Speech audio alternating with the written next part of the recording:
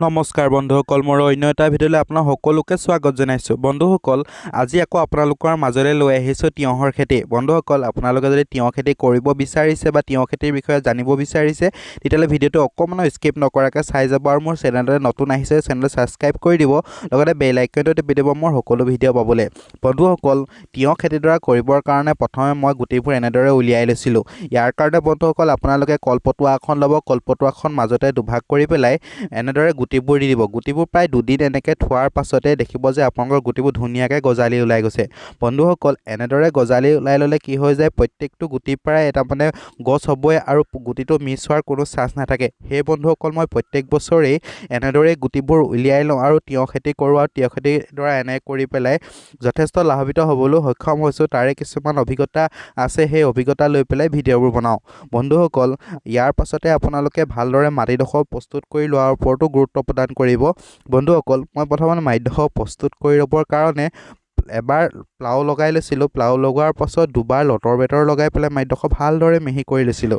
ইয়াৰ পাছতে প্ৰায় মই 5 ফুটমান দূৰত্ব ৰাখি ভেটিবোৰ বনাই গৈছিলোঁ। ভেটিবোৰ বনাই লোৱাৰ পাছতে ভেটিবোৰত এনেদৰে খুলি খানি গৈছিলোঁ। বন্ধুসকল, আপোনালোকে ভিডিঅ'টো দেখিছেই, মই এনেদৰে খুলিবোৰ খানি পেলাই তাত ব্যৱহাৰ কৰিছোঁ শুকান গোবৰ, যিটো মই গজালি উলিয়াই পেলাই দিম গুটিবোৰ। সেইকাৰণে গোবৰটো খুবেই প্ৰয়োজন হৈ যায়, যিটো পানীটো ধৰি ৰাখে আৰু পুলিটো বাঢ়ি আহিবলৈও গোবৰ সাৰটোৱে খুব সহায় কৰে। সেই বন্ধুসকল, আপোনালোকে শুকান গোবৰ এনেদৰে ব্যৱহাৰ কৰিবই।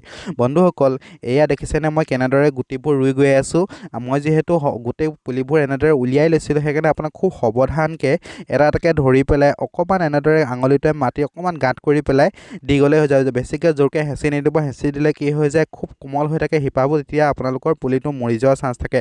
একেবাৰে আলাসত আপোনালোকে এনেদৰে লৈ পেলাই অকণমান মাটি দি পেলাই ঢাকি দিলেই আপোনালোকৰ পুলিটো ৰোৱা হৈ যাব। বন্ধুসকল, আপোনালোকে খেতি কৰা মাটিডৰাত যদি উই পোক পৰুৱা বা ফৰিং আদি পোক পৰুৱাবোৰ আছে, তেতিয়াহ'লে আপোনালোকে হিন্দল ইনচেক্টিচাইড নামৰ এই দৰৱটো ব্যৱহাৰ কৰি ছটিয়াই দিব।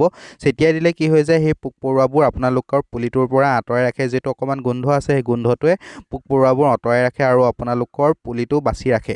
বন্ধুসকল, পুলিবোৰ এনেদৰে ৰোৱাৰ পাছতে মই পানী দি দিছোঁ। পানী দিয়াৰ অলপ দিনৰ পাছতেই বন্ধুসকল, এয়া দেখিছে 12 দিনমানৰ পাছতে গোটেই গছবোৰ এনেদৰে ধুনীয়াকৈ বাঢ়ি আহিছে আৰু 20 দিনমানৰ পাছতে ইয়াত তিয়ঁহ লাগিবলৈ আৰম্ভ কৰিব আৰু খুব সোনকালে আমি বজাৰত তিয়ঁহবোৰ উলিয়াই দিবলৈ সক্ষম হ'ম।